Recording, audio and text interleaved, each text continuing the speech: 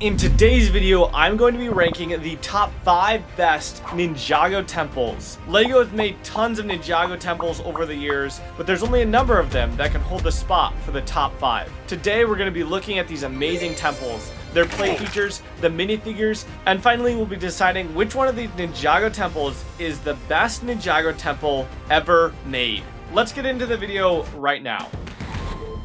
In the number 5 spot, we have the Wolf Mask Shadow Dojo. With each of these temples, we're gonna start with what I really love about it, and then what holds it back from being the best temple. So let's start with what I like about it. And off the bat, the minifigures for most of these temples are fantastic, and this set is no exception. We get Climber Lloyd, Climber Kai, Climber Nia, Climber Zane, Lord Raz, Jordana, Cinder, and a Wolf Mask Warrior. 4 villains, 4 ninja heroes, and the ninja come with these grapple pieces that you can hook onto these rope pieces and they can slide down. Now, one thing that really stands out about this temple is the colors. The main ones are dark blue and this vibrant pink. They're used for the leaves, and these colors are also incorporated very well into the temple. Around on the front, you actually have a dojo area with 2 transparent poles. You can stick minifigures on them and duel it out over this platform. This is a really fun feature and really good for playability. And just like any other temple, it has a lot of secrets and a lot of traps. First off, coming down at the base, you have a secret door with a hidden weapon inside. Then you can climb up the side of this cliff to the top. And if you lift this small branch up, a trapdoor in the center of the temple opens up and the ninja fall to their impending doom because there's literally a small bone down here. There's also a function down here along the front where if you pull down on the Gong of Shattering, a big boulder falls out of the wolf's mouth and crushes whoever's beneath it. Speaking of the wolf, this head that they made for this wolf is one of the best ever and brings me back to 2013 when they were making Chima animal heads. There's also a tree with chains around it so you can chain up one of the ninja. I also love the sinister looking blood moon element they added to the top here. So, this is an awesome temple, but there are some flaws. And what it really comes down to is the interior is one of the worst interiors of a Ninjago temple I've seen. There's a little table with a teacup, and there's a little table with a sword, and there's some piece of artwork on the wall, but that's about it. And it is a villain hideout. There's definitely a lot more to do outside of the temple. I do really love the layout and look of this temple, but because the interior is so bland, it's gonna have to go down a couple notches. Now, I have 5 awards to hand out to these temples because each of them shines out in its own way. So for the number 5 spot, though it is on the bottom of the temple list, it still gets an award, and we're going to give it the Danger Award because this is definitely a villain headquarters. You get 4 villains, there's a bunch of trapdoors and traps, and it is a very dangerous and menacing looking temple. Now let's move on to the number 4 spot. In the 4th place, we have the Temple of the Dragon Energy Cores. Now, there's a lot to love about this set, and it's one of the cheaper temples you can get out there. This temple retailed at $95, which is pretty good. Because it's a smaller temple, it does come with fewer minifigures, but the minifigures that they have in here are excellent. You've got Kai, Cole, Nia, the Spirit of the Temple, Lord Raz, and Empress Beatrix. The Spirit of the Temple minifigure is exclusive to this set. Now, let's start with what I love about this set. For starters, the layout and look of this temple is magnificent. I love how they incorporated this temple in with this massive tree. The yellow leaves with the highlights of blue and red on the temple all mesh together very well. The tree build is awesome, and the temple build is even cooler. There's a small well with some murky oozy stuff, which I have no clue where that is in the show, but it's there. Now again, this temple is full of functions. First off, when you go up to the door, there's a tree that you flip over and block your pathway. Then, if you make it inside, you have a little knob here over by the tree that you can pull out, and some barrels fall down to hit you. The second floor is where the spirit stands, and on his stand, you can turn this knob and it flicks it off. This function kind of makes sense, but not really. And once you get to the next floor, if you go out over this really cool bridge, you come to this little platform, and you can press down on this flag, and the platform explodes. Some other cool details are the stand for the dragon core. There's a big bell on the top, and on the bottom floor, there's a bookcase with the symbols for all the different source dragons. Now, this is an awesome temple. The only complaint I could find with this is it's not very show accurate. There's never a bridge, and this whole temple is actually inside of a giant tree, but I still think they did a really good job, and they were still able to incorporate the tree in a really creative way. So I'm going to give the Temple of the Dragon Cores the Creative Award. There's a lot of Ninjago temples out there, and I think this is one of the most creative. So good job, Lego. This is an awesome temple, and now let's move on to the number 3 spot. In the third place, we have the Temple of the Ultimate Weapon. This set came out in 2017 when the Ninjago movie released, and it goes right along with the movie. Now, the minifigures in this set are perfect. They have everyone who goes to the temple in the movie. You have Garmadon, Cole, Kai, Nia, Jay, Lloyd, and Zane. And it's epic because this is an exclusive Garmadon, and you get all the ninja with their hair, which back in 2017 was really rare. So let's start out with the good. Right off the bat, you can see that this is a massive temple. Now, with a lot of other temples, there's a lot of foliage and landscape around them. This really just focuses on the temple. There's a small layer of rocks for the base, but the bulk of this build is simply the temple itself, which I really like. Along the front, you have these 2 guard dog statues, and you can either have them looking like statues, or you can bring them to life and move them around and have them attacking the ninja. The stairs along the front come up to this really brilliant red door that contrasts the more muted dark blue and light gray colors very well. Near the top of this temple, you have some ominous blue fire, and scorpions are used for the pinnacle of these roofs. Now, this is my favorite part.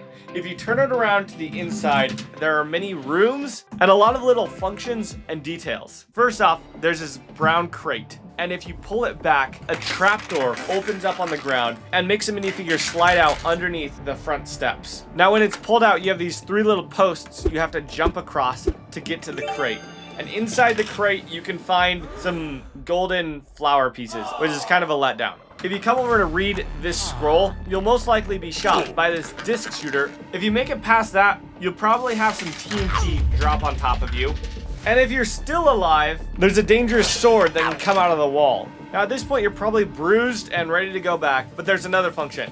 You can push this little brown lever, and a massive boulder falls down onto you. There's also this bone prison you can entrap Jay in. This temple is so much fun to play with and has a lot of different rooms and details. Now, as cool as this temple is, there are some flaws with it, and the main one being the roof. The roof is definitely the most simple roof out of all 5 of these builds. There's a lot of exposed studs, and it's a very simple roof. There's also some weird, awkward gaps in the build, and I think they could have tried a little bit harder to make the roof a bit cooler. But all things considered, when looking at it from a distance, it looks fantastic.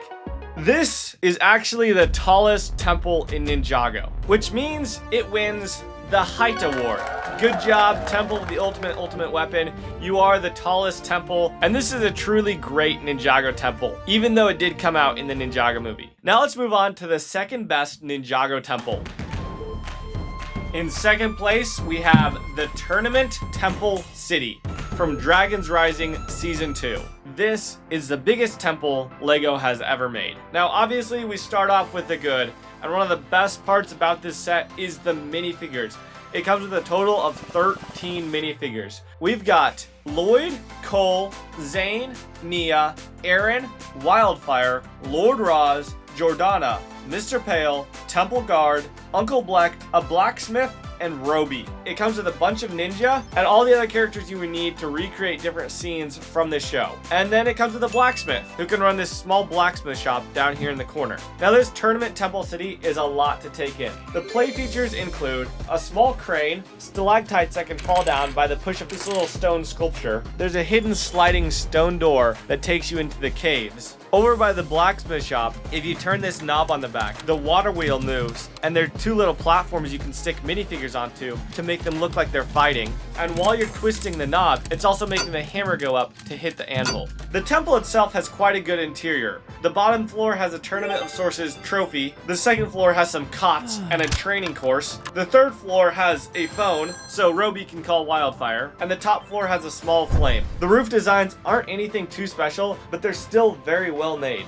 And there's other small buildings along this build. There's also a few orange trees to add pops of color. This red bridge going down to the dock is a nice addition as well and looks very sleek. And there's some mysterious caves underneath the temple, where this leafy looking dragon lives. Now there's a lot of great stuff about this set, but why is this not in first place? Well, we're ranking the Ninjago Temples. Now if we take this main temple off right here, the build would be significantly smaller and wouldn't even make it onto this list. This is definitely one of the best Ninjago sets out there, but the temple build itself is not the best Ninjago temple. The minifigures this set comes with are phenomenal, and that is why this set is going to get the minifigure award. No one can complain when a Lego set comes with 13 minifigures. Good job, Lego. And now let's move on to the best Ninjago temple ever made. And in the #1 spot for best temple is the Temple of Airjitzu. This set came out 10 years ago and still holds the top spot for the Ninjago Temples. The minifigure selection is quite large, coming in with 12 minifigures. You have Master Wu, Kai, Cole, Lloyd, Jay, Zane, Nia, Claire, Jasper, Masako, the Postman, and Darren. All great minifigures. And when this set came out, it was the only set you could get Dareth or Masako in. And it's still the only set you can get the one and only mailman in. Now the Temple of Airjitzu looks so amazing. And with the additional 2 buildings and the red bridge in front, it makes it even more astounding. The functions for this set are extremely limited, and there's actually only one main one, but it's very cool. Down at the base of the temple, there's a lever, and if you push in on it, it triggers a light brick. Then if you start turning it, it can make a small scene move. And now you can have your minifigures, and it's like they're watching a puppet show using light. It's a very cool and complicated function. Now looking at the outside of this whole temple, you have a small fountain with a statue of Master Yang. Then you have some spiral stairs going up to the porch of the Temple of Airjitzu. Going inside, there are 3 main floors. The bottom floor is pretty simple, but the floor design is unique. The second floor actually is a training ground with a dummy and some weapons. The third floor has this cool sticker as a carpet, and you can paint or read books. On the top floor, we have a small box that has Cole's stuff in it. Definitely don't want to mess with whatever's in there. Off to the right, there's a small shop with some bread, fish, and apples. The roofs are made using garage door pieces. And on the left, there's a small blacksmith shop. But by far, the standout is the red pagoda in the middle. Yes, this set is 10 years old, and you can definitely tell. Simpler building techniques, definitely not as many unique building styles. But when this set came out, it was ahead of its time, and it was really the first big Ninjago set they'd ever made. And to this day, when I think of a Ninjago temple, my mind always goes back to the Temple of Airjitzu. It is just such an iconic build, and I love this set. So the Temple of Airjitzu gets the Temple Award for being the best Ninjago temple out there. So thank you guys so much for watching. Comment down below what your favorite Ninjago temple is, and I cannot wait to see you in my next Brick Legends video. Peace out.